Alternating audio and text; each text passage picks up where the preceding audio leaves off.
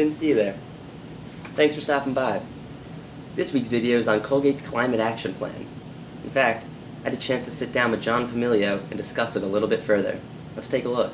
Can you tell me a little bit about the carbon neutrality pledge that we've signed? Well, it's a really important institutional goal to have the university and the president in particular commit to climate neutrality by 2019. So it's a university-wide endeavor because it impacts so many of our operations and our educational mission. Okay. So it's something that's going to be we're going to be focusing on over the long term. And why was such an aggressive date of 2019 set forward?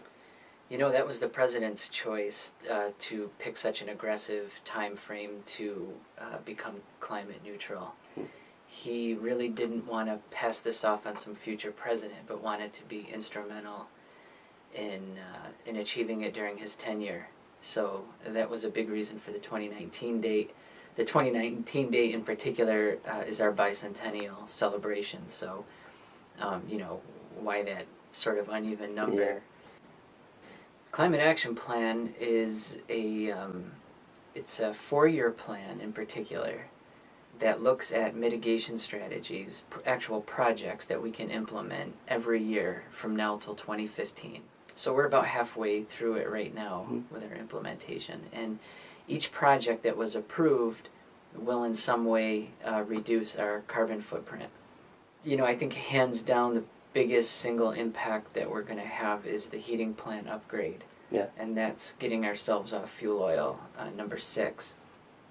That project is actually happening right now as we speak, where, in fact, at this moment, we're no longer using fuel oil number 6. Would we be able to reach carbon neutrality just with mitigation strategies on campus? In the short term, it's nearly impossible. It is impossible. By 2019. To meet our, to eliminate all emissions on campus by 2019. An effective way to deal with those emissions is to utilize carbon offsets.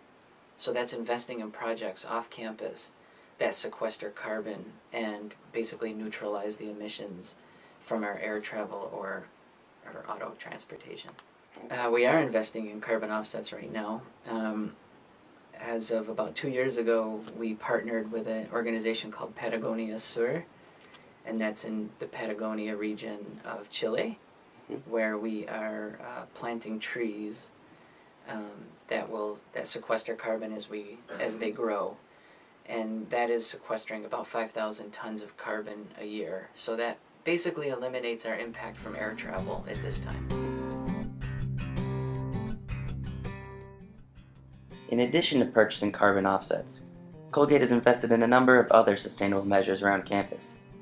Take the Trudy Fitness Center, for example, a LEED certified building that is 20% more heat efficient and 30% more water efficient than a typical building of its size.